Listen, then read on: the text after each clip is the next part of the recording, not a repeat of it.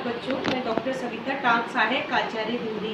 आज मैं कक्षा बीए पार्ट सेकंड के लिए पेपर सेकंड में नाटक का उद्भव और विकास के बारे में बता रही थी।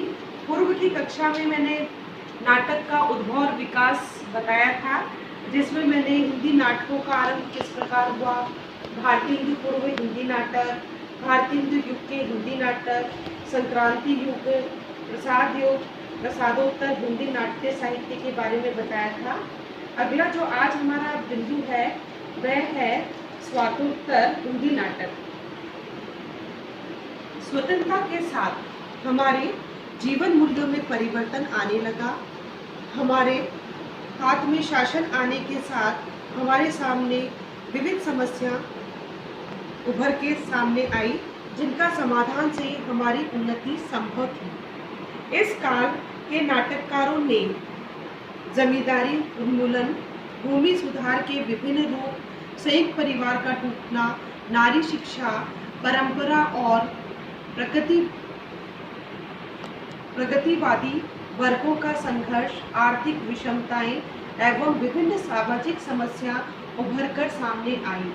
समाज में फैली बेरोजगारी और गरीबी ने आर्थिक मूल्यों को खोखला कर दिया था। अंधविश्वास, छुआछूत आदि ने समाज की जड़ें अंदर ही अंदर खोद डाली थी। इस काल के नाटककारों ने इन सभी को अपने नाटक का प्रमुख विषय बनाया। आधुनिक शिक्षा के कारण संयुक्त परिवार टूट रहे हैं। चारों ओर शिक्षा के प्रसार से निराधार परंपराएं टूट रही है। आर्थिक विषमता, वर्ग संघर्ष का बीज बो रही है। स्वतंत्रता प्राप्ति के पश्चात नाटककारों ने वर्तमान की इन सभी प्रवृत्तियों को अपने नाटक का विषय बनाया। इन नाटककारों में उदय शंकर भट्ट, उपेंद्र नाथ अश्क, डॉक्टर रामकुमार वर्मा, विष्णु प्रभाकर, जगदीश चंद्र माथुर, भगवती चरण वर्मा, धर्मवीर भारती, मोहन राकेश, जगदीश नारायण, पृथ्वीराज शर्मा, जयशंकर भट्ट आदि के नाम विशेष हैं। इन नाटककारों ने समाज में व्याप्त विसंगतियों और भ्रष्टाचार आदि को व्यक्त किया और समाज में राजनीतिक एवं आर्थिक चेतना को अपने नाटकों में अभिव्यक्ति दी। आज हमारे जीवन में पाश्चात्य सभ्यता के कारण अनेक समस्याओं का आविर्भाव हुआ, जिनमें अवैध यौन संबंध एक सबसे बड़ी समस्या है। आज हमारे सामने इंद्रिय भूख मिटाने के लिए ऊंच नीच, अमीरी गरीबी के संकीर्ण मार्गों को छोड़कर पाश्चात्य समाज की तरह स्वच्छंद जीवन जीने की आस्था रखने लगा है।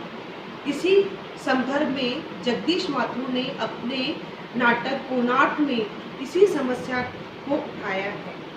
स्वतंत्रता के बाद हिंदी नाटकों में धर्मवीर भारती, लक्ष्मी लाल, मोहन राकेश, डॉक्टर रामकुमार वर्मा आदि ऐसे नाटककार हैं जिन्होंने नवीन भावबोध को अपने नाटकों की अभिव्यक्ति का आधार बनाया। सुरेंद्र वर्मा का द्रौपदी नाटक आधुनिक भावबोध से युक्त है। सर्वेश्वर दयाल सक्सेना का बकरी नाटक भी व्यंग्यात्मक शैली में लिखा गया है। ज्ञानदेव अग्निहोत्री ने शतुर्मुर्ग नाटक में आधुनिक युग की विसंगतियों को व्यक्त किया है। लक्ष्मी नारायण मिश्र ने अपने समस्या मूलक नाटकों से आज भी विभिन्न समस्याओं को चित्रित करने में महती भूमिका निभाई है। अगला जो बिंदु है बच्चों, वो है हिंदी नाटक की विविध दशाएं। इसके अंतर्गत हम देखेंगे समस्या एवं ऐतिहासिक नाटक, आधुनिक भावबोध से संबंधित नाटक, काव्य नाटक और एकांकी से प्रसारित होने वाले नाटक। समस्या एवं ऐतिहासिक नाटक, जिसमें अंग्रेजी नाटककार इब्सन तथा बर्नार्ड शॉ ने समस्या नाटकों की रचना की, जिसका प्रभाव हिंदी के नाटककारों पर पड़ा। उन्होंने समस्या मूलक नाटक की रचना से हिंदी साहित्य के भंडार को भरा। इन नाटककारों में हरिकृष्ण प्रेमी, जगन्नाथ मिलिन, पंडित उदय शंकर भट्ट, सेठ गोविंददास विशेष उल्लेखनीय है। अगला आधुनिक भाव से युक्त नाटक। यह स्वतंत्रता के पश्चात भारतीय जीवन की जटिल समस्याओं को अभिव्यक्ति देते हैं। यह नाटक आधुनिक हिंदी रंगमंच को ध्यान में रखकर लिखे गए हैं।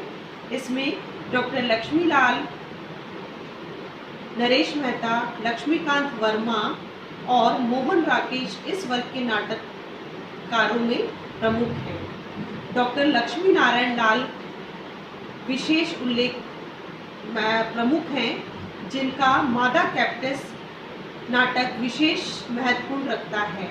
यह प्रतीकात्मक नाटक है जिसमें मादा कैक्टस से संपर्क के आने पर नर कैक्टस सूख जाता है। उसी प्रकार किसी स्त्री के निकट संपर्क में आने से कलाकार की कला भी निष्प्राण हो जाती है। नरेश मेहता का सुबह के घंटे नाटक भी इसी दृष्टि से लिखा गया है। इसी क्रम में नाटककारों ने राजनीतिक, सामाजिक अव्यवस्था और नैतिकता संबंधी प्रश्नों पर विचार व्यक्त किया है। प्रसादोत्तर काल में गीति नाट्य, काव्य नाटक विधा का विशेष विकास हुआ। इनकी रचना रंगमंच के लिए न करके पढ़ने के लिए की जाती थी, जिसमें धर्मवीर भारती द्वारा रचित अंधा युग, नरेश मेहता कृत संशय की एक रात, दुष्यंत कुमार का एक कंठ विश्वव्यापी, इस प्रकार के गीति नाटकों में विशेष उल्लेखनीय है। गिरजा कुमार माथुर का कल्पतरु विशिष्ट कोटि का काव्य नाटक है, जो कि किसी पौराणिक, ऐतिहासिक या सामाजिक कथा वस्तु के आधार पर नहीं रचा गया। उसमें लेखक ने आधुनिक विचारधाराओं को नाटक का प्रमुख आधार बनाया। अगला इसमें एकांकी तथा रेडियो नाट्य रूप। एकांकी नाटक साहित्य की महत्वपूर्ण काव्य विधा है।